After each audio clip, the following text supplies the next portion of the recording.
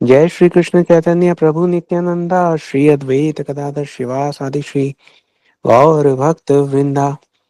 हरे कृष्ण कृष्ण कृष्ण हरे हरे, हरे राम राम राम हरे हरे।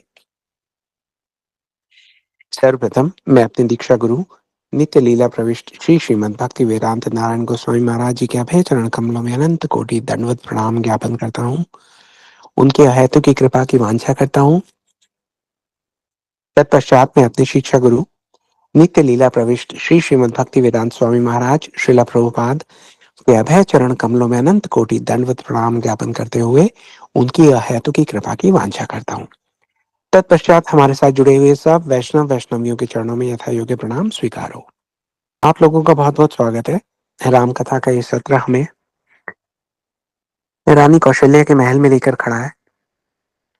कल हमने देखा कि किस प्रकार से दशरथ महाराज जो है उनके हृदय में बहुत पछतावा है, धिक्कार रहे हैं स्वयं को।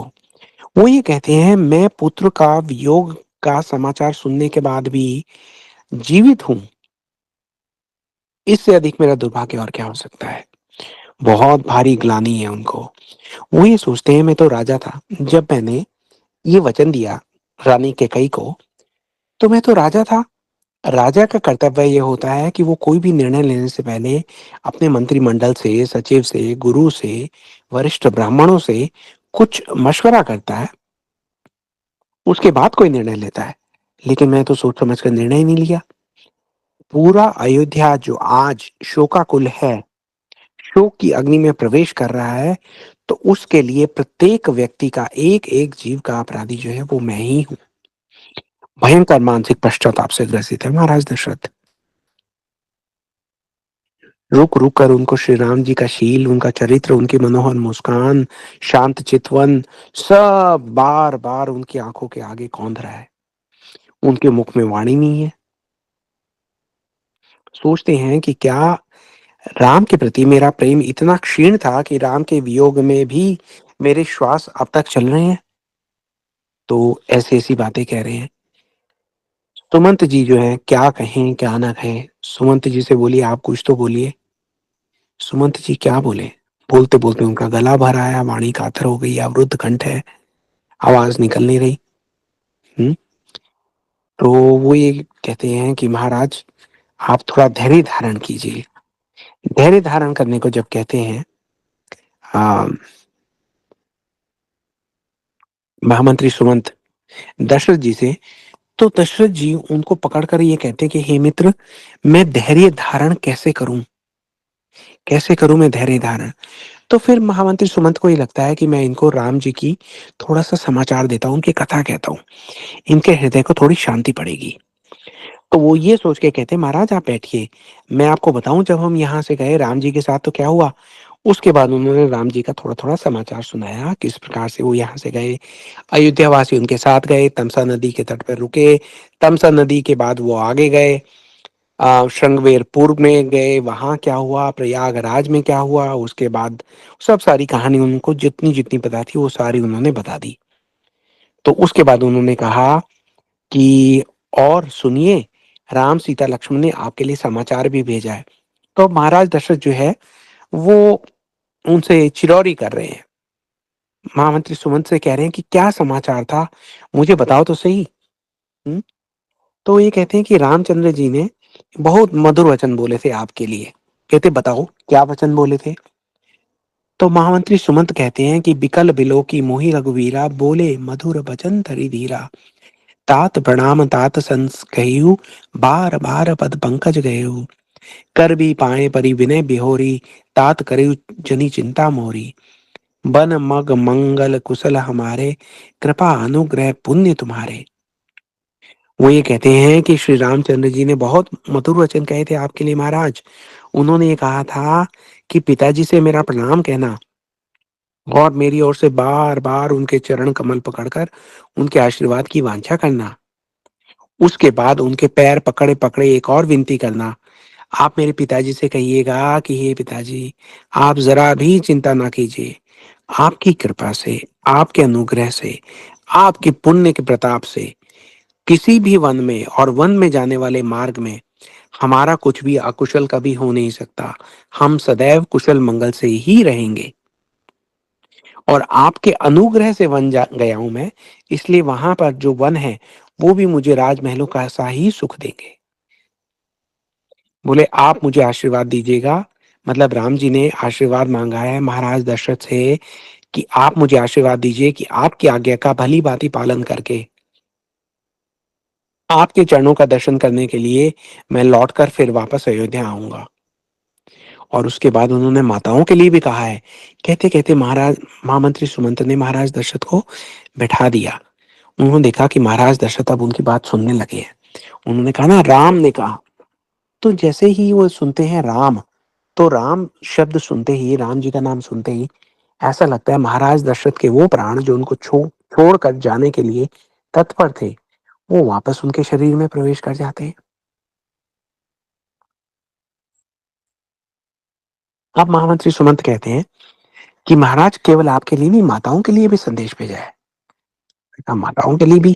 क्या संदेश है माताओं के लिए भी? क्योंकि दशरथ जी इधर बैठे हैं, जहाँ पे बैठाया महामंत्री सुमंत ने।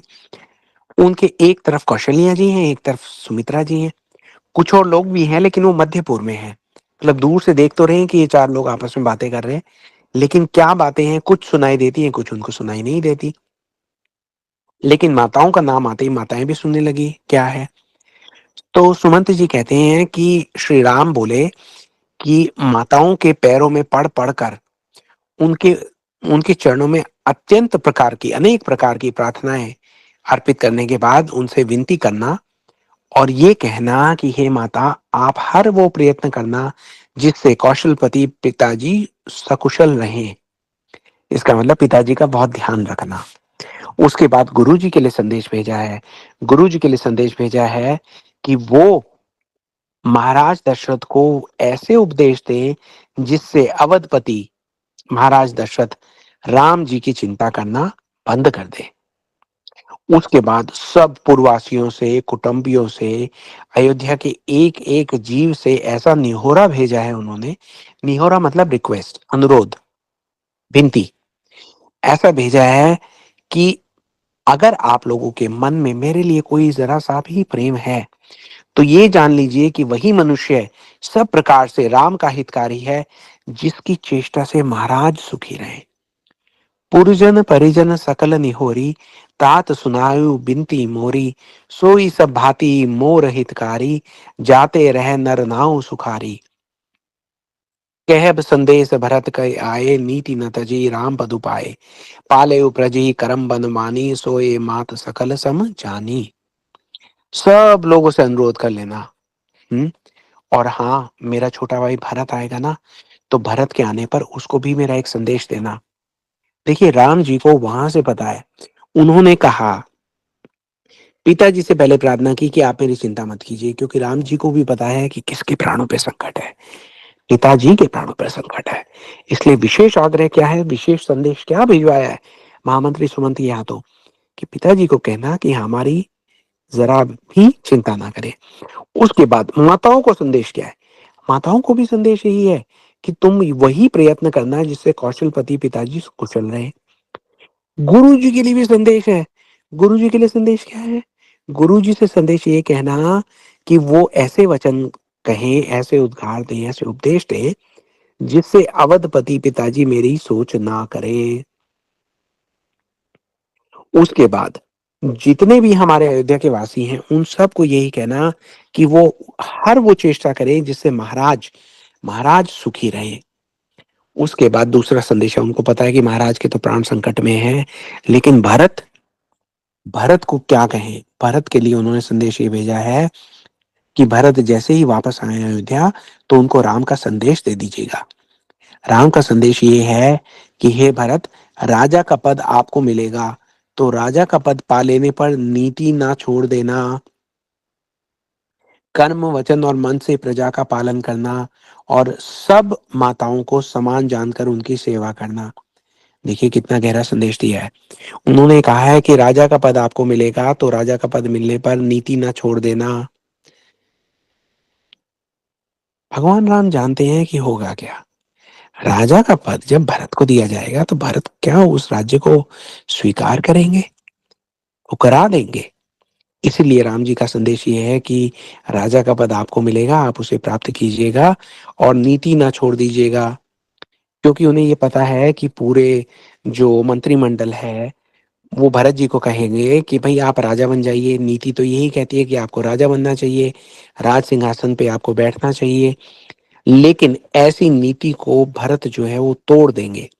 इसलिए संदेश उनके लिए यही है कि आप राजा का पद ग्रहण कीजिए और नीति को ना छोड़िए। कर्म वचन और मन से प्रजा का पालन कीजिए। कर्म वचन और मन से प्रजा का पालन तो तब करें भरत जी जब वो कर्म को, मन को और वचन को राम जी के चरणों में समर्पित ना कर चुके हों। भरत जी तो कहते हैं मैं तो किसी को जानता ही नहीं भाई, कौन प्रजा, कैसा राज्य, कौन गुरु, मैं तो किसी से कोई परिचित ही नहीं हूं। और उसके बाद ये कहा, भरत के लिए संदेश है कि सब माताओं को समान जानकर उनकी सेवा करना। क्योंकि राम जी को पता है कि भरत जी को जब ये पता चलेगा कि श्री राम जी के वन जाने में भूमिका जो है वो कैकई जी की है, तो वो कैकई जी के प्रति उनका व्यवहार कितना कड़ा, कठोर, कठिन हो जाएगा। तो इसलिए उनको कहा है कि सब माताओं को समान जानकर उनकी सेवा करना। हम्म। और हे तात, पिताजी को उसी प्रकार से रखना जिससे वो कभी भी मेरी सोच ना करें। तो महाराज दशरथ जो है वो सुन रहे हैं कि भाई राम ने कितने कितने सुंदर वचन कहे। बोले अच्छा, सीता ने क्या कहा, सीता का भी कुछ बताओ। तो महामंत्री सुमंत सोचने लगते हैं, याद करते हैं कि सीता जी कुछ कहने वाली थी, लेकिन उनसे कुछ कहा नहीं गया। स्नेहवश शिथिल हो गई थी, उनकी वाणी रुक गई थी, नेत्रों में जल भर आया था, शरीर रोमांच से व्याप्त हो गया था, गला रूंध गया तो फिर कुछ कह भी नहीं पाई। केवल उनको देखकर प्रणाम करके सर झुका लिया, और जैसे ही सीता जी ने सर झुकाया तो उनके नेत्रों में जो जल भरा था वो टप टप टप टप करके गिरने लगा। वो सोचते हैं कि मैं ये बात दशरथ जी को कैसे बताऊं, कैसे कहूं कि सीता जी के नेत्रों में जो थे वो अश्रु थे। हुँ? तो कहने लगे कि हुआ ये कि वो सीता जी कुछ कहना चाह रही थी, लेकिन उसी क्षण केवट जी ने पार जाने के लिए नाव चला दी, तो नाव चल पड़ी और मैं उनकी बात ठीक से सुन नहीं पाया। तो महाराज दशरथ को थोड़ा सा संदेह हुआ। बोले ये क्या हुआ, अचानक नाव चला दी। फिर बोले लक्ष्मण ने कुछ नहीं कहा। तो अब महामंत्री सुमंत जो है वो बिल्कुल चुप हो जाते हैं। तो दशरथ जी पूछते हैं कि सुमंत, मैं क्या पूछ रहा हूँ, मेरे प्रश्न का उत्तर दो, लक्ष्मण ने कुछ नहीं कहा क्या। तो अभी महाराज महामंत्री सुमंत जो है वो नीचे देख रहे हैं, अपनी जो दृष्टि है उठा नहीं पा रहे, और बार बार जो है महाराज दशरथ कह रहे हैं कि लक्ष्मण ने क्या कहा मुझे बताओ। तो वो ये कहते हैं कि महाराज लक्ष्मण ने भी कुछ कहा था, लेकिन वो जो वचन लक्ष्मण के कहे थे बड़े कठोर थे, है ना। तो राम जी ने मुझे विशेष निर्देश दिया है कि मैं वो वचन आपको ना बताऊं। तो महाराज दशरथ कहते हैं कि ओ, मैं समझ गया। बोला मेरी अगर उम्मीद की कोई किरण है तो वो केवल और केवल लक्ष्मण ही है। तो बोले मुझे बता दो उन्होंने क्या कहा, क्योंकि लक्ष्मण के जो जो वचन है वो मेरे जैसे व्यक्ति के लिए एक ऐसी औषधि का काम करेंगे जो मेरा भाग्योदय होगा। बोले अब मैं कटु, इसका मतलब कड़वी औषधि का अधिकारी बन चुका हूँ। बोले इसके बगैर मेरा कोई इलाज नहीं है, मुझे बताओ लक्ष्मण ने क्या कहा। लेकिन महामंत्री सुमंत कह नहीं सकते। लखन कहे कछु बचन कठोरा, बरजी राम बुनि मोहि निहोरा, बार बार निज शपथ देवाई, कह भी न तात लखन लरिकाई।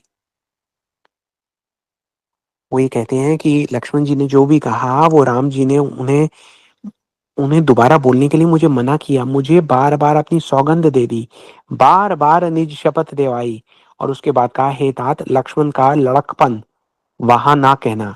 इसका मतलब जोश में लक्ष्मण ने जो भी कह दिया है उसको दोबारा आप दोहराइएगा नहीं। महाराज दशरथ के चेहरे पर ऐसी प्रसन्नता छा गई। बोले सुमंत तुम क्या जानते हो, मैं लक्ष्मण को जानता नहीं। बोले लक्ष्मण के स्वभाव से तो पूरा जगत परिचित है। हम्म। बोला इक्ष्वाकु वंश जो है सदा सदा धर्म की जो बेड़ियों में जकड़ा रहा है, लेकिन राम की सेवा के लिए क्या धर्म और क्या अधर्म, दोनों की बाधा को तोड़कर जो अपने भाई की सेवा के पथ पर हमेशा अग्रसर रहे, वो मेरा पुत्र लक्ष्मण है। बोले कि ये धर्म और अधर्म दोनों ही लक्ष्मण से भयभीत रहते हैं, क्योंकि ये भगवान की सेवा के मार्ग में ना धर्म देखता है ना अधर्म देखता है। बोला तुम नहीं कहोगे तो क्या मैं समझ नहीं सकता कि लक्ष्मण ने क्या कहा होगा? बोले सुमंत, मैं बताता हूँ, तुम सुनो कि लक्ष्मण ने क्या कहा है। बोले मुझे पता है लक्ष्मण ने क्या कहा है। लक्ष्मण ने कहा है कि ऐसा राजा जो है वो राजा के पद पर रहने के लिए, राजा के पद पर रहने का उसको कोई अधिकार नहीं है, वो अधिकारी नहीं है राजपद का। लक्ष्मण ने कहा है कि ऐसे राजा को तो युद्ध में ललकार कर मृत्यु दंड देना चाहिए।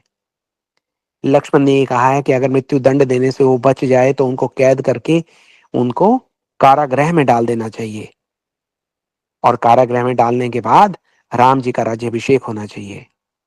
तो महामंत्री सुमंत जो है अब चुप हो गए, क्योंकि कहा तो लक्ष्मण जी ने बिल्कुल यही था। और उसके बाद महाराज दशरथ ये कहते हैं कि हे सुमंत, तुमने कहा या ना कहा, लेकिन मैं जान गया कि लक्ष्मण ने ये कहा। हे सुमंत, अब मैं चैन से मर सकता हूँ, क्योंकि मुझे पता है कि मेरे राम के साथ लक्ष्मण जैसा भाई जब तक है, तब तक मैं बड़ा निश्चिंत होकर अपने प्राणों का त्याग कर सकता हूँ। बोला लक्ष्मण मेरा सबसे प्रिय पुत्र है। हम्म। तो बोले कि अब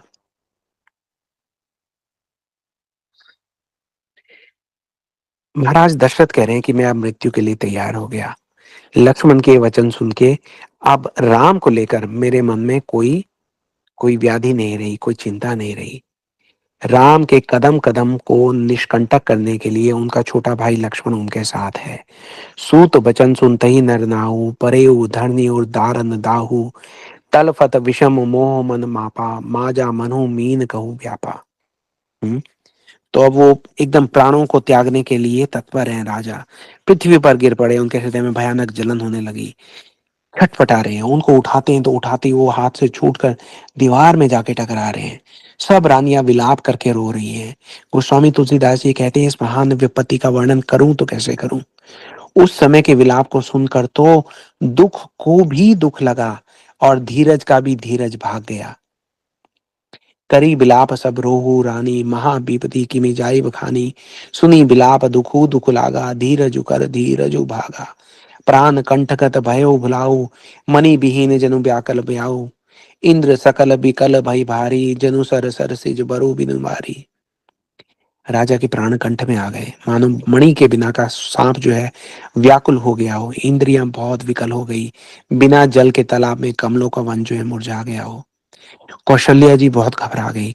उन्होंने देखा कि ये जो हमारे सूर्य कुल का सूर्य है, महाराज दशरथ, ये तो अस्त होने की ओर चले हैं।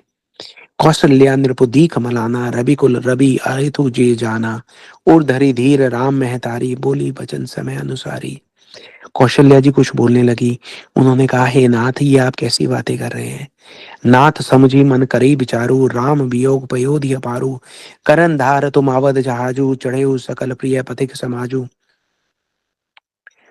आप महाराज दशरथ, हे नाथ, आप मन में विचार करके समझिए कि श्री रामचंद्र का जो वियोग है, ये इस समय अपार समुद्र के समान है। ये जो आपका नगर है अयोध्या, ये एक जहाज है, और आप उसके कर्णधार हैं, आप उसके नवैया हैं, आप ही उसकी उसके खेवैया हैं। अब ये सब जो पूरा अयोध्या है, हमारे प्रियजन कुटुंबी और प्रजा, ये सारा यात्रियों का समाज है जो इस जहाज पर चढ़ा हुआ है।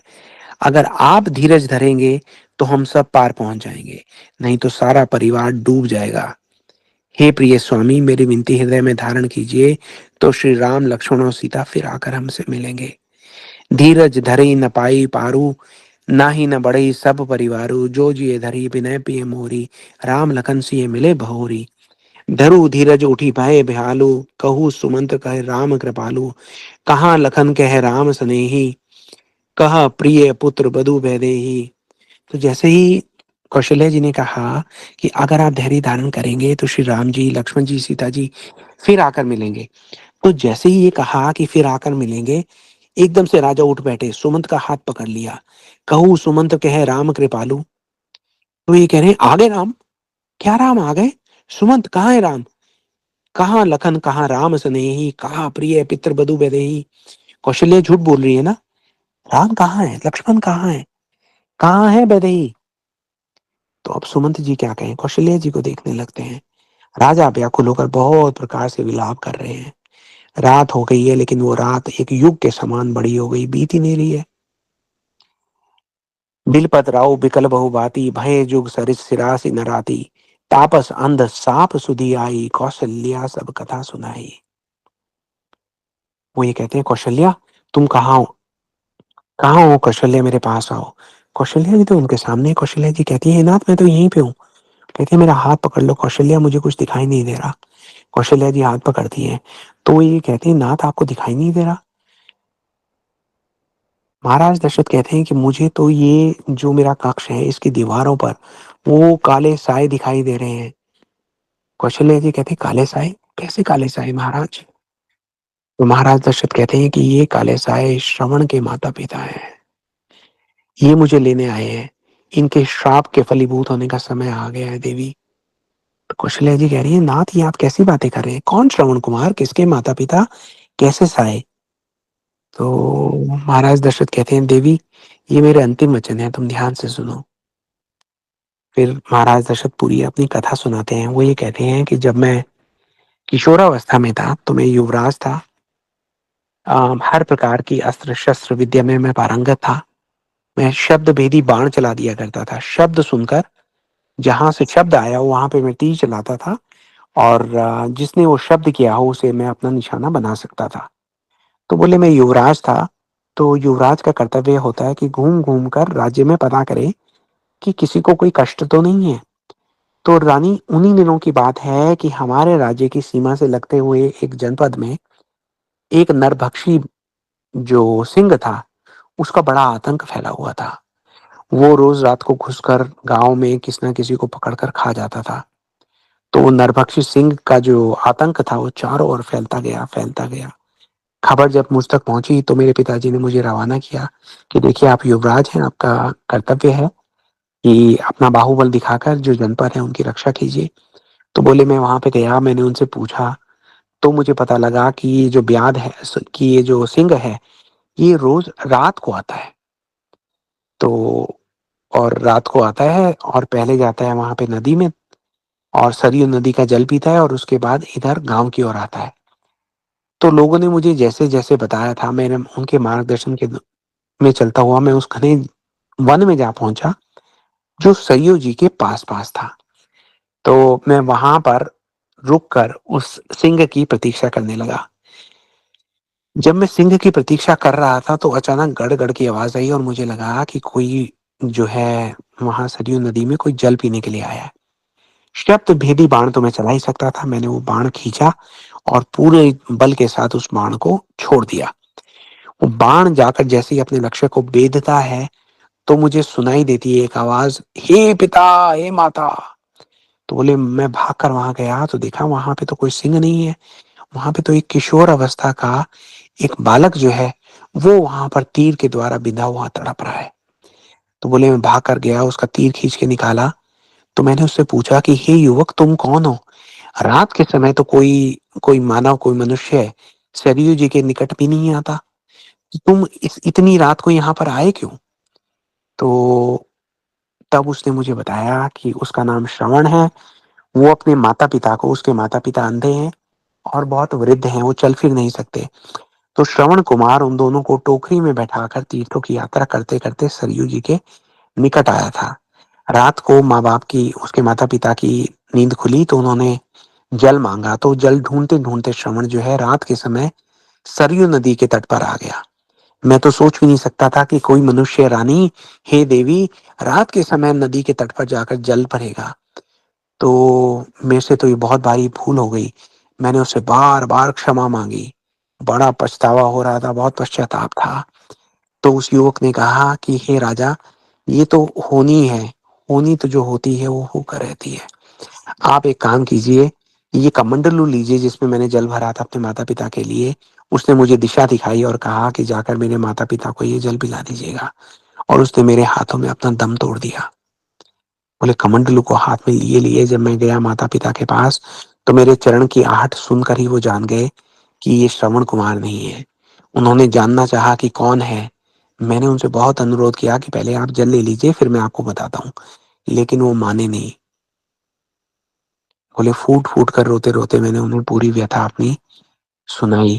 बोले जब ऐसा सुनाया तो वो दोनों माता-पिता जो थे अंधे थे, लेकिन पुत्र स्नेह का जो योग था उसका उनका इतना प्रभाव था कि उनकी माता ने उसी क्षण योग माध्यम से अपने शरीर का त्याग कर दिया अपने पुत्र के विरह में।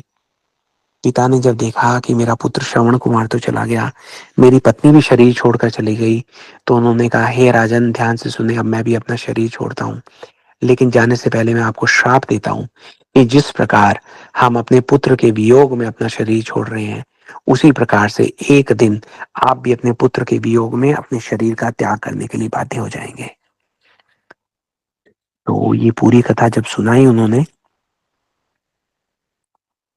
तो जो कौशल्या जी थी वो तो सुनकर स्तब्ध रह गई।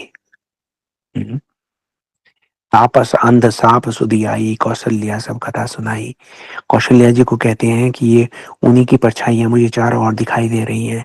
वो श्राप को लेकर आ गए हैं। वो जल जो उनकी प्यास बुझाने के लिए मैंने उन्हें सौंपा था, उसी जल को उन्होंने अपनी अंजलि में भर के मुझे श्राप दिया था। मैं देख रहा हूँ, वो देखो उस कक्ष की दीवार पर। बोले दोनों माँ बाप वहां पर मेरी प्रतीक्षा कर रहे हैं। कौशल्या बड़े व्याकुल हो गए। महाराज दशरथ भयउ विकल बरनत इतिहासा, राम रहित दिग जीवन आसा, सो तनु राखी करब में कहा, जेहि न प्रेम बनु मोर निवाहा। बोले मेरा समय आ गया इस श्राप को स्वीकार करने का। श्री राम के बिना जीने की आशा को भी धिक्कार है। मैं इस शरीर को रखकर करूंगा ही क्या, जिसने मेरे प्रेम का परण नहीं माना। हम्म। हा रघुनंदन प्राण प्रीते, तुम बिन जियत बहुत दिन बीते। हा जानकी लखन हा रघुवीर, हा पितु हित चित चातक जलधर। हे रघुकुल को आनंद देने वाले मेरे प्राण प्यारे राम, तुम्हारे बिना जीते हुए मुझे कितने दिन हो गए। तुम बिन जीत बहुत दिन बीते। अब और दिन नहीं, अब एक और दिन मैं जीवित नहीं रह सकता। ऐसा कह के गोस्वामी तुलसीदास जी कहते हैं कि महाराज दशरथ ने 6 बार राम का नाम पुकारा। वाल्मीकि रामायण में भी कहते हैं कि 6 बार उन्होंने राम का नाम पुकारा। हमारे वैष्णव जन अपनी टीका में बड़े कारण बताते हैं। वो ये कहते हैं कि राम जी से विरह की कटी दशा में अवस्थित थे महाराज दशरथ, इसलिए 6 बार उन्होंने राम राम कहकर पुकारा। कुछ लोग ये भी कहते हैं कि वो जाते हुए ये उपदेश देके गए हैं महाराज दशरथ कि हम जब भी जिसको भी देखें उसको राम राम कहें। उनके आगे सुमंत जी थे, राम राम कहा। सुमित्रा जी थी, राम राम कहा। कौशल्या जी थी, राम राम कहा, 6 बार राम कहा। कुछ लोग ऐसा भी कहते हैं कि महाराज दशरथ को रोज राम को देखने का अभ्यास था। 6 दिन हो गए उन्होंने राम जी को देखा नहीं था। केवल राम का नाम ही उन्होंने राम जी की अनुपस्थिति में लिया। तो 6 दिन बीते तो उन्होंने 6 बार राम राम राम कहा। एक और बड़ा सुंदर अर्थ है। वो सुंदर अर्थ ये है कि हम देखते हैं कि प्राय गुरु वशिष्ठ जो है वो ये कहते हैं कि 6 चीजें जो है वो विधाता ने अपने हाथ में रखी है। क्या? हानि लाभ, जन्म और मृत्यु, यश अपयश। ये जो चीजें हैं ये विधाता ने अपने हाथ में रखी है। तो ये 6 चीजें, चाहे हम इस इस जगत में चाहे हमारा जन्म हो तो भी हम राम को याद करें, मृत्यु के समय भी राम को याद करें, सुख के समय भी हम राम को याद करें, दुख के समय भी, लाभ में भी हानि में भी, यश हो या अपयश हो, हर स्थिति में हम राम को ही याद करें। इसलिए उन्होंने 6 बार राम का नाम लिया। राम राम कही राम कही, राम राम कही राम, तन परिहरि रघुबर बिरऊ, राऊ गयो सुरधाम। महाराज दशरथ ने अपने शरीर का त्याग कर दिया, लोग को सिधार गए। गोस्वामी जी कहते हैं कि जियन मरण फल दशरथ पावा, अंड अमेक अमल जसु छावा, जियत राम बिदु बदन निहारा, राम विरह करी मनु सवारा। जीने और मरने का फल तो दशरथ जी ने ही पाया। इनका निर्मल यश अनेकों ब्रह्मांड में छा गया। जीते जी तो श्री रामचंद्र जी के चंद्रमा के समान मुख को देखते ही थे, और मरते हुए भी श्री राम के विरह को निमित्त बनाकर अपना मरण भी सुधार लिया। देखिए, एक बात और है, यहाँ पर गोस्वामी जी ने लिखा, तनु परिहरि रघुवर बिरहु राऊ गयो सुरधाम। सुरधाम मतलब स्वर्ग में चले गए। अब एक प्रश्न ये भी आता है कि महाराज दशरथ को जाना ही था तो साकेत धाम जाते, अयोध्या धाम जाते सीधा। स्वर्ग जो है वो तो यहाँ इसी मरण जगत का है, वहां क्यों गए? उसके उत्तर में बताते हैं हमारे वैष्णव जन, वो ये कहते हैं कि महाराज दशरथ जो थे वो राम जी के राज्यभिषेक को देखने के बड़े अभिलाषी थे। अगर वो साकेत धाम चले जाते तो साकेत धाम जाकर तो कोई वापस आता नहीं। वैकुंठ में एक बार जिसकी वापसी हो गई वो फिर यहाँ पे नहीं आ सकता। स्वर्ग लोक तो जो है इसी मरणासन जो जगत है हमारा, जड़ जगत है, उसी का एक भाग है। तो स्वर्ग में जाकर वो इसलिए रहे हैं क्योंकि स्वर्ग का एक दिन जो है वो इस आ, जड़ जगत, इस भूलोक के एक वर्ष के बराबर है। 14 वर्ष में भगवान राम आएंगे तो 14 वर्षों के बाद उनका राज्यभिषेक होगा। तो दशरथ जी ने सोचा कि मैं स्वर्ग में 14 दिन तो रह सकता हूँ, राम राम करता रहूंगा और 14 दिवस बिता दूंगा, और फिर राम का राज्यभिषेक देखकर फिर मैं साकेत धाम के लिए प्रस्थान करूंगा। तो देखिए, ये हैं दशरथ जी। ठीक कहा गोस्वामी तुलसीदास जी ने कि जीने और मरने दोनों का फल पाया तो दशरथ जी ने ही पाया। तो हम भी यही सबक सीखते हैं यहाँ से कि देखिए क्या प्रेम था महाराज दशरथ का राम जी के प्रति। अब ये कहना तो ठीक नहीं होगा कि राम जी के जो पिताजी थे, दसों दिशाओं में जिनका रथ दौड़ता था, चक्रवर्ती सम्राट महाराज दशरथ, वो एक शाप का शिकार बने। आप सब लोग जो हमसे हमारी राम कथा से बहुत समय से जुड़े हुए हैं, आप लोगों को पता है कि ये दशरथ महाराज की ही इच्छा थी कि उनके प्राण जो है वो राम जी के वियोग में जाएं और तड़प तड़प कर जाएं। आप सबने वो कथा सुनी थी जब हमने शुरू में बताया था, मनु और शत्रुपा जी वाली कथा। उसमें मनु जी ने ये वरदान मांगा था भगवान से कि हे भगवान, जब आप मेरा पुत्र बनकर आएंगे और कभी मुझे आपसे विरह हो गया, आपसे वियोग हो गया, तो आपके वियोग में मैं तड़प तड़प कर अपने प्राणों का त्याग कर दूं, ये मुझे वर दीजिए। तो देखिए, ये है भक्तों का हृदय, भगवान से वियोग वो बर्दाश्त कर नहीं सकते। ये था महाराज दशरथ का महाप्रयाण। महाराज दशरथ ने अपने प्राणों का त्याग कर दिया। रनिवास में बड़ा शोक छा गया, बड़ा वहां पर विलाप होने लगा। जी, बड़ी कारुणिक दारुणिक कथा है, उसे हम अगले सप्ताह करेंगे। और अगले सप्ताह हम देखेंगे कि भरत जी था जो पहला संदेश वाहक भेजा था गुरु जी ने, वो भरत जी तक पहुंचने ही वाला है। आज छठा दिवस है। छठे दिवस की रात्रि को वो पहुंच जाएगा संदेश वाहक। सातवें दिवस के सुबह जो है उसका संदेश सुना जाएगा, पढ़ा जाएगा। जब वो संदेश पहुंचता है कैकई देश में, तो वहां क्या होता है, भरत जी क्या सोचते हैं, शत्रुघ्न जी के हृदय पर क्या बीत रही है, उन्हें तो अभी पता नहीं है कि पीछे से क्या क्या हो गया। तो उनको कैसे पता लगेगा, किस प्रकार से वो अयोध्या आएंगे और फिर क्या होगा, ये जानने के लिए हम सब आपको आमंत्रित करते हैं अगले सप्ताह की हमारी राम कथा में। आप प्रयास कीजिएगा कि आप अवश्य आए, भगवान की कथा सुने और अपने जीवन को सफल बनाएं। आज यहाँ आने के लिए, अपना बहुमूल्य समय देने के लिए आपका बहुत बहुत धन्यवाद, बहुत बहुत साधुवाद। हरे कृष्णा, जय श्री राम, जय श्री राधे। हरे हरे कृष्ण कृष्ण प्रभु जी, प्रभु जी, दंडवत प्रणाम। प्रणाम, जय श्री दंडवत राम, जय प्रणाम श्री आप राम। सबको, जय हरे श्री कृष्ण राम। प्रभु जी, हरे कृष्णा, हरे कृष्णा, प्रभु दंडवत जी प्रणाम, दंडवत प्रणाम। हरे कृष्ण प्रभु जी, दंडवत प्रणाम। हरे दंडवत कृष्ण प्रभु प्रणाम। जी, हरे दंडवत कृष्णा, प्रणाम। हरे हरे कृष्णा, कृष्ण प्रभु जी दंडवत प्रणाम। दंडवत प्रणाम दीदी। हरे कृष्णा। हरे राम राम हरे कृष्ण कृष्ण कृष्ण हरे हरे हरे राम राम राम हरे हरे हरे कृष्ण कृष्ण कृष्ण हरे हरे। राधे राधे हरे प्रभु जी, कृष्ण दंडवत दंडवत राधे प्रणाम। राधे। राम किसी राम का प्रभु कोई जी। प्रश्न है? हरे कृष्ण प्रभु जी, दंडवत प्रणाम। हरे कृष्ण प्रभु दंडवत जी प्रणाम दंडवत दीदी। प्रणाम। राम दंडवत राम जी प्रणाम प्रभु जी। जी। राम राम दीदी। हरे कृष्णा। अच्युत प्रिया दीदी हरे कृष्णा, आपने हैंड रेज किया हुआ है, प्लीज आप बोलिए। जी दीदी, हरे कृष्णा दीदी, प्रभु जी दंडवत प्रणाम। हरे दंडवत कृष्णा प्रणाम दीदी। हरे प्रभु कृष्णा। जी। ये कथा जो आपने सुनाई ना, ये तो अद्भुत है, ये मैंने कहीं नहीं सुनी, ये मैंने पहली बार सुनी, क्योंकि हमने ये सुन रखा था, देखा भी था टीवी में कि दशरथ जी को कैसे श्राप मिला था, लेकिन ये नहीं पता था कि कैसे मिला था, किस कारण मिला था ना, कि उन्होंने रानी को कैसे सुनाई थी कथा कि मैंने ये सब किया था। जी, तो ये तो बहुत अद्भुत लगी, बहुत अच्छी लगी कथा प्रभु जी कि मतलब जी, उन्होंने जी, ये पूरा वर्णन सुनाया।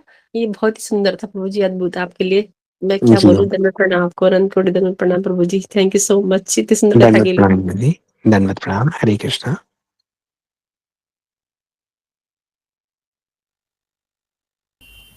हरे कृष्णा। राधिका रानी दासी दीदी, हरे कृष्णा। हरे कृष्ण प्रभु जी, हरे कृष्ण दीदी। हरे कृष्णा प्रभु जी, दीदी, मेरा दंडवत प्रणाम। क्वेश्चन था, जैसे दंडवत प्रणाम प्रभु जी। जी, जैसे मतलब आपने अभी बताया वैकुंठ लोक से भी वापसी होती है प्रभु जी। नहीं कभी नहीं होती। अच्छा। और जी, प्रभु अगर जी मेरा अगर एक कोई क्वेश्चन व्यक्ति ये है कि कहता है कि वैकुंठ से वापसी होती है, तो उनको बोलिए दिखाइए, बताइए कहाँ कौन से ग्रंथ में कहा है वापसी होती है? जी, वापसी नहीं होती। जी, इस बात को देखिए, कई बात क्या है कि कुछ लोगों को समझ में नहीं आता, विशेषकर इस्कॉन के काफ़ी सारे लोग जो हैं, अब तो ख़ैर वो भी मानने लगे हैं, लेकिन बीच में ये बहुत बड़ा एक व्यवधान था। बहुत एक गलत कॉन्सेप्ट को बताया गया। हमारे गुरु वर्ग में एक बहुत अम, सुंदर भक्त हुए हैं, गुरुजन हुए हैं, आचार्य हैं, श्रील गौर गोविंद महाराज जी इस्कॉन के। जी, वो तो इस बात से इतने व्यथित हो गए थे कि इसके कुछ समय बाद उन्होंने अपने प्राणों को त्याग दिया था। उसका कारण ये था कि कुछ लोगों ने मिलजुल के ये कहा कि चलो एक काम करते हैं, वोटिंग करते हैं। जो शास्त्रों का जो तत्व है उसके ऊपर वोटिंग हो रही है। उन्होंने कहा वोट करके देखेंगे, ज़्यादा लोग कहेंगे कि भई हाँ, वैकुंठ से भी लोग यहाँ पे आते हैं, मतलब गिर जाते हैं, तो उनका पतन हो जाता है। तो काफ़ी लोगों ने कहा कि हाँ, हाँ, वैकुंठ से जीवों का पतन हो जाता है और फिर यहाँ पे आ जाते हैं। तो श्रील गौर गोविंद महाराज इस बात से इतने दुखी हुए थे, इतने व्यथित हुए थे, वो ये कह रहे थे कि अब शास्त्रों का जो कथन है, वो एक सभा डिसाइड करेगी। सभा भी उन लोगों की जिनको ठीक-ठीक से जो तत्व हैं वो पता नहीं है। तो ये बहुत भारी जो है एक गलत तत्व को प्रचारित किया गया था। इस्कॉन की तरफ से था प्रमुखतः। अब वो काफ़ी हद तक उसको सुधार लिया गया है। खुल के तो नहीं माना गया है कि हाँ भई हम गलत थे। गलती को स्वीकार करने में के लिए उनको बहुत अभी वो तैयार नहीं है। लेकिन आम आदमी को समझने के लिए आप ये समझिए कि भगवान के जगत में जाने का फिर लाभ क्या हुआ अगर वहाँ से भी गिर के वापस आना है तो, हाँ जी प्रभु जी। है ना? तो इस बात को आप हमेशा याद रखिएगा कि वैकुंठ से कोई किसी का हाँ पतन नहीं प्रभु होता। जी, प्रभु जी, वैकुंठ से जैसे जो भी मतलब आते हैं, वो लीला के लिए आते हैं। कोई लीला हुई हो, कुछ ऐसी कोई ख़ास बात, लीला की बहुत सारी तत्व ऐसे होते हैं जो आम रूप से देखने पे आम व्यक्ति को समझ में नहीं आते कि ये क्या है।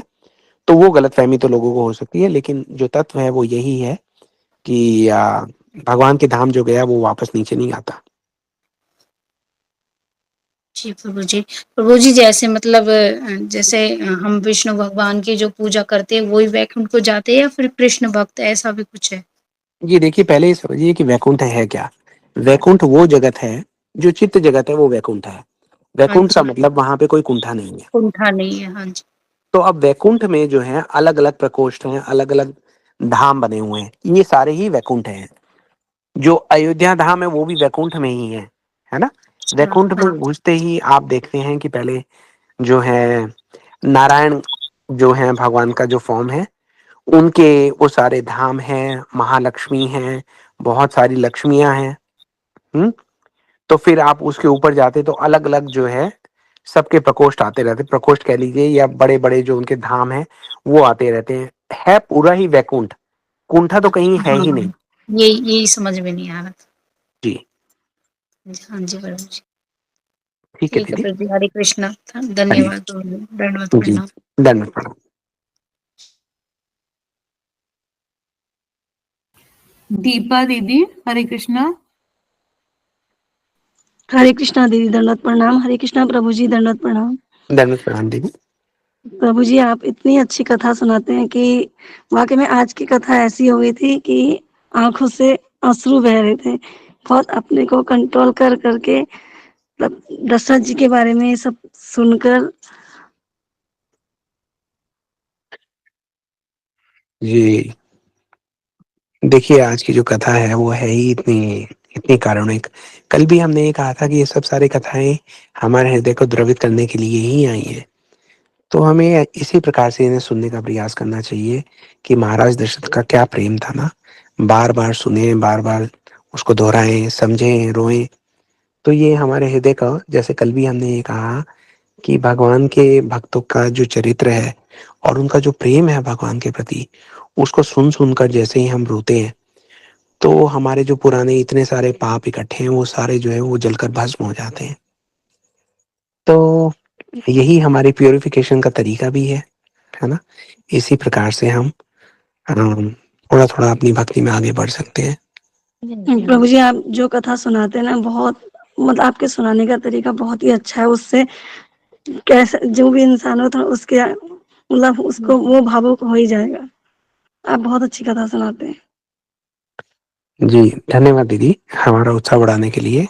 जी, कथा सुनाने का तरीका तो कोई विशेष नहीं है, लेकिन गुरुजी की ऐसी इच्छा है कि ऐसे आप लोगों के जैसे भक्त अगर हमारे साथ हैं तो आप ही के हृदय के जो उन्नत भाव है वही परिपक्व होकर आपको ऐसा अनुभव देते हैं। इसमें हमारा तो कोई विशेष नहीं है, लेकिन जी गुरु जी के आशीर्वाद से आपको ऐसा लगा, ये जानकर नहीं गुरु सुनकर जी, हमें बहुत आप अच्छा ना लगा। प्रभु जी हरे आप ना बहुत धैर्य से सुनाते हैं ना, जो आपका सुनने का बहुत मन करता है कि आगे और बोले। आपका जो वाणी है वो बहुत ऐसा लगता है सरस्वती ही बैठी है आपकी वाणी में। जी जी हाँ, प्रभु जी। जी धन्यवाद दीदी। जी मैं I can clearly see your intention to encourage. आप हमारा उत्साह बढ़ाना चाह रहे हैं, सुन के बहुत अच्छा लगा। आप हमारी सेवा को स्वीकार कर रहे हैं, आपका बहुत बहुत धन्यवाद। हरे कृष्ण प्रभु जी, दंडवत प्रणाम। धन्यवाद, प्रणाम दीदी। सरस्वती माता बैठी है वाणी में। इतने हरे धैर्य से कृष्णा। सुनाते हैं। साक्षी दीदी, साक्षी पाठक दीदी, हरे कृष्णा। हरे कृष्णा दीदी, हरे कृष्णा प्रभु जी, दंडवत प्रणाम। धन्यवाद, प्रणाम दीदी, हरे कृष्णा।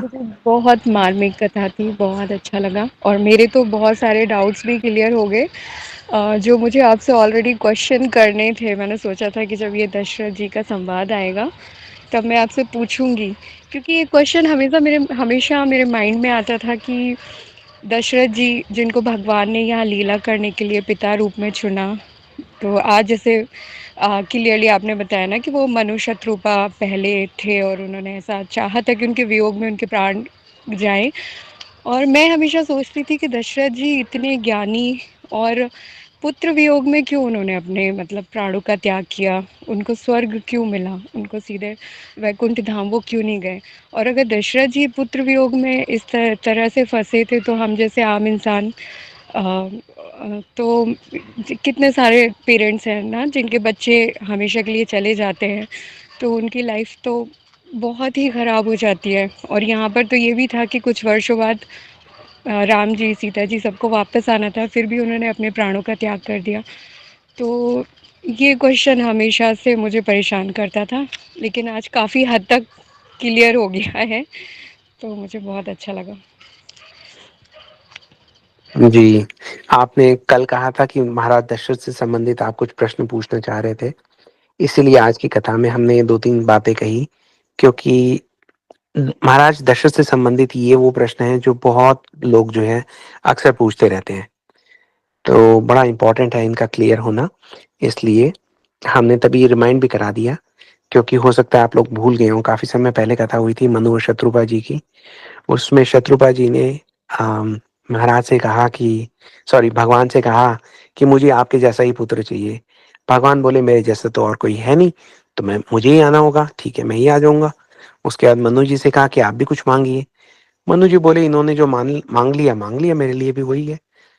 तो भगवान ने कहा नहीं नहीं, हर एक को एक एक वर देना है, मैंने एक उनको दिया, आपको भी एक देना है। तो बोले कि मैं अब और क्या मांगू, मुझे तो समझ में नहीं आ रहा, आप मिल गए, अब और क्या मांगूंगा मैं। तो भगवान ने कहा नहीं, फिर भी आप कुछ मांगिए। तो उनको ध्यान ये आया कि भाई हमने भगवान को अपने पुत्र रूप में मांगा है ना, लेकिन पुत्र रूप में भगवान आएंगे तो, क्योंकि वो नरवत लीला होगी, भगवान आएंगे तो वो तो लीला ही है ना, आएंगे तो जाएंगे भी। तो उन्होंने ये कहा कि कहीं ऐसा ना हो कि भगवान आए और भगवान तो कहेंगे मुझे जाना है, तो भगवान अगर चले जाएंगे तो इसका मतलब ये होगा कि हम किस प्रकार से जीवित रह पाएंगे, है ना। भगवान का विरह हमें देखने को ना मिले, तो भगवान का विरह देखने को ना मिले, इसके लिए उन्होंने बड़ी चतुराई से एक वर मांग लिया। उन्होंने कहा कि अगर आपका विरह मिला तो आपके विरह में मेरे जो प्राण हैं वो मतलब तड़प तड़प कर निकल जाए। अब ये देखिए कि अगर मनु जी ये सोच सकते थे कि चलो ये भी हो सकता है कि भगवान हो और मेरे प्राण निकल जाएं, पर वो बात उनको जची नहीं। उन्होंने कहा जब तक भगवान है तब तक मैं अपने प्राणों का त्याग क्यों करूं। भगवान के दर्शनों का कोई भी अवसर, चाहे वो 2 मिनट का हो या 2 वर्ष का हो, वो मैं क्यों गवाऊं। इसलिए लालच तो था कि भैया मैं तो भगवान को छोड़ूंगा नहीं। भगवान जब मेरा त्याग करके जाते हों तो मेरा जो विरह है वो इतना हो कि मेरे प्राण निकल जाए। उन्होंने ये कहा यही बेस्ट रहेगा मेरे लिए। तो उन्होंने वो वर मांगा था। भगवान बोलने लगे ये आप वर मांग रहे हैं या श्राप मांग रहे हैं।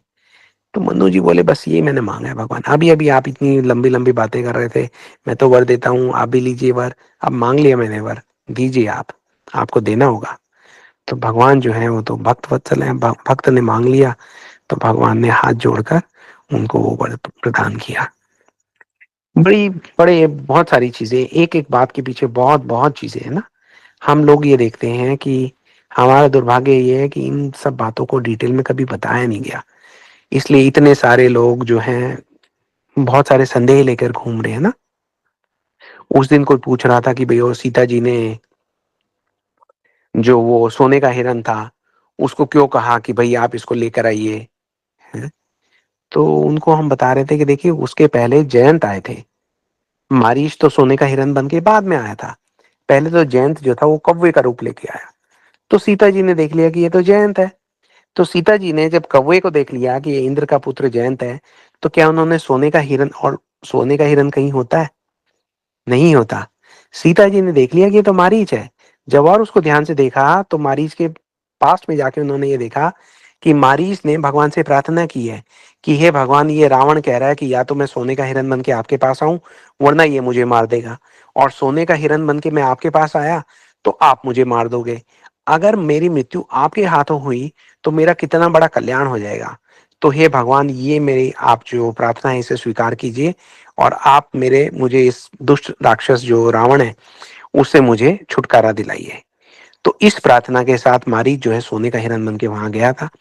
अब ये जो भक्तों की प्रार्थना है ये भगवान राम से पहले भगवान की जो जो कृपा शक्ति है, जो सीता जी हैं उन तक पहुंचती है।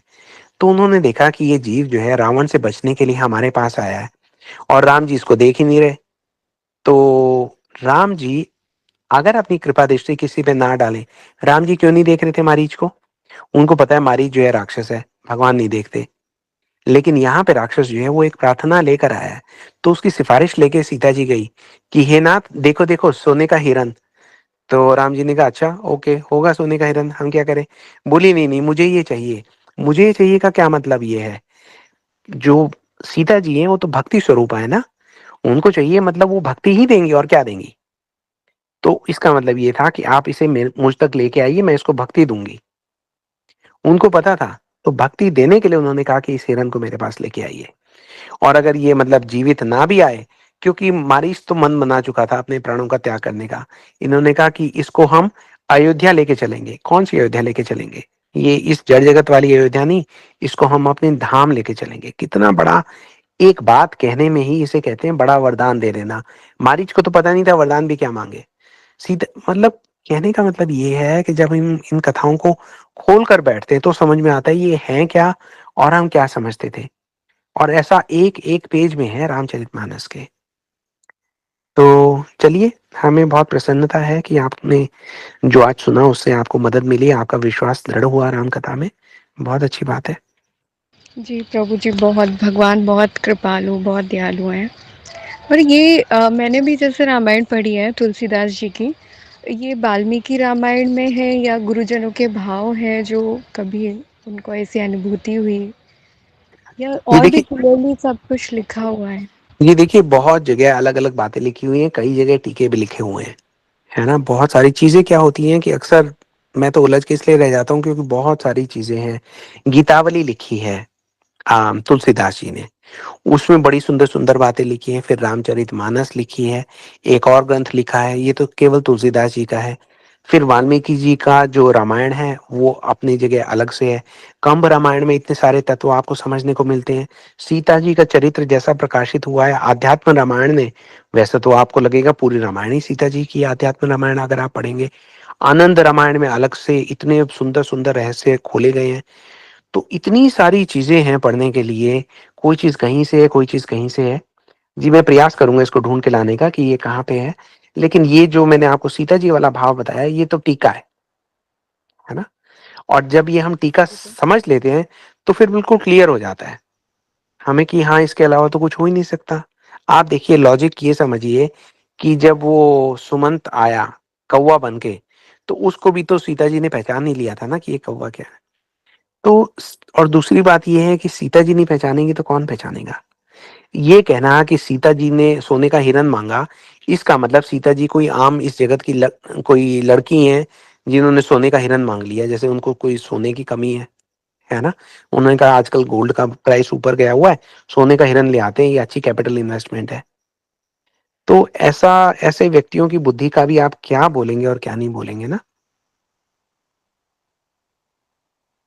तो प्रभु जी, साधु संघ का भाव है और क्या है? हरे कृष्णा प्रभु जी आपसे विनती है कि आप जैसे आप राम कथा कर रहे हैं इतनी मधुर, ऐसे प्रभु जी श्रीमद् भागवतम करेंगे, आप कभी हमें सुनाएंगे?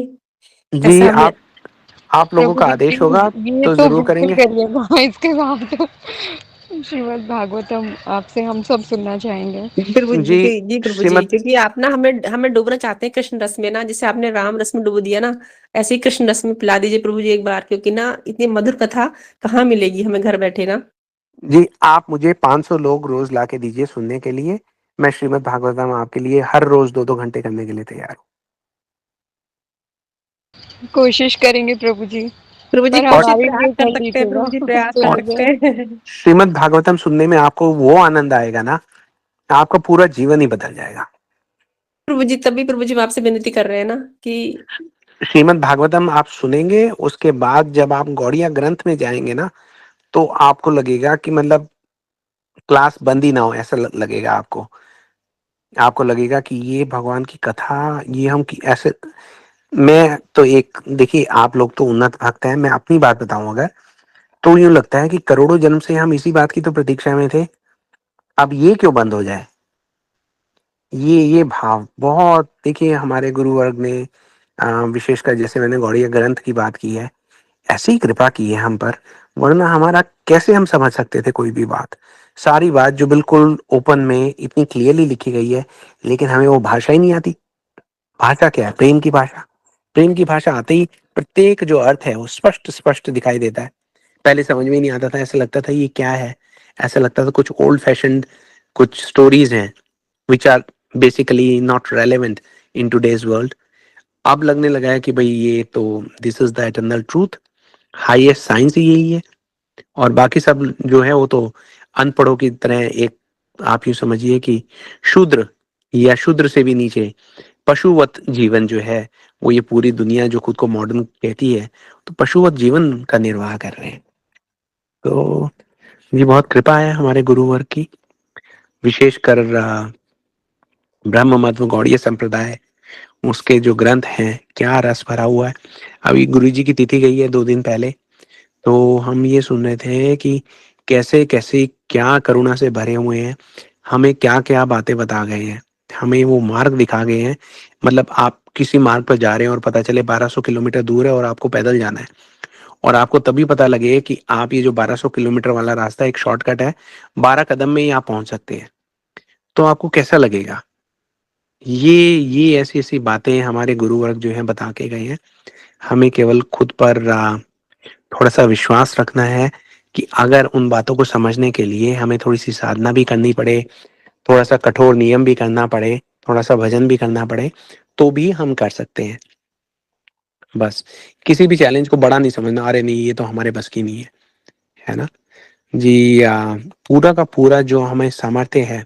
आपने श्रीमद् भागवतम की बात की, जब कृष्ण प्रकट हुए मथुरा में जेल में, तो वो वासुदेव जी को ये कहते हैं कि आप मुझे जो है वहां छोड़ाइए, गोकुल में छोड़ाइए। तो वो ये कहते हैं मैं तो हथकड़ियों से बंधा हुआ हूँ, 7 दरवाजे इतने लोहे के बंद हैं तो मैं आपको छोड़ के कैसे आऊं? लेकिन कृष्ण ने कहा कि आप मुझे छोड़ के आइए, आप कदम बढ़ाइए। तो जैसे ही उन्होंने कदम बढ़ाया तो देखा कि बेड़ियां जो है टूट के गिर गई। दूसरा कदम बढ़ाया तो दरवाजा एकदम से ऐसा खुल गया। तीसरा कदम बढ़ाया तो अगला दरवाजा खुलता गया।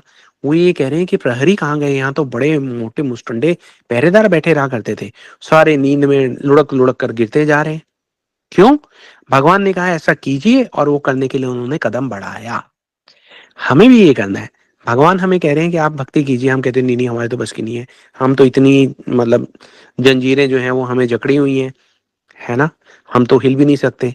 लेकिन हम जैसे ही कदम बढ़ाने की इच्छा करेंगे, भगवान उन सब बंधनों को तोड़ देंगे। हम सोचते हैं हम तो बंधे हुए हैं, है ना। तभी ऐसे हमारे गुरु परंपरा के उत्तम भागवत आते हैं, वो ये कहते हैं कि कहाँ बंधे हुए हैं, यहाँ तो सब, राधा रानी ने तो कहा था कि नीचे जाइए वहां पे बद्ध जीव है, और हम तो देखते हैं कि कोई बद्ध जीव है ही नहीं, क्योंकि उनकी दृष्टि में कोई बद्ध दिखता ही नहीं। इतना करुणा है, इतना दया है कि वो हर एक व्यक्ति को ये देखते हैं, अरे ये तो जीवेरा स्वरूपा है, कृष्णेरा नित्यादास, ये तो भगवान के सेवक है। ये तो हमें पता है कहाँ के सेवक है।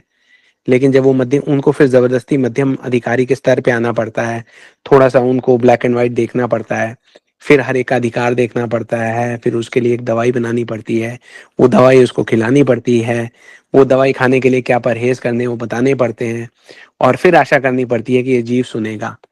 क्योंकि प्रॉब्लम सारी की सारी क्या है कि भगवान ने जब हमें बनाया तो भगवान ने हमें एक स्वतंत्र इच्छा शक्ति दे दी। ये स्वतंत्र इच्छा शक्ति जो है, ये ही हमें बिगाड़े हुए है। हमारा गुरु वर्ग भी भगवान की इच्छा का सम्मान करते हुए इस स्वतंत्र इच्छा शक्ति के साथ इंटरफेयर नहीं करता। गुरु वर्ग में इतनी शक्ति है कि वो चाहे तो पूरे ब्रह्मांड को एक क्षण में जो है वो भगवान के धाम पहुंचा दे। लेकिन वो ये कहते हैं कि नहीं, स्वतंत्र इच्छा शक्ति है, इसलिए हम इनसे बार बार जाके प्लीड करेंगे, इनको बार बार ये निर्देश देंगे, बार बार ये सारी चीजें बताएंगे, उपदेश देंगे, ताकि ये अपनी मर्जी से, अपनी इच्छा से, अपनी स्वतंत्र इच्छा से वो कार्य करेंगे, तभी इनको फल मिलेगा, है ना। तो चलिए, आप सब लोग तो सब बातें समझते ही हैं, जानते ही हैं, मेरे कहने की आवश्यकता नहीं है। पर हाँ, आपका आदेश होगा तो देखिए किसी भी ग्रंथ का हम अध्ययन करेंगे, क्यों नहीं करेंगे, करना ही चाहिए।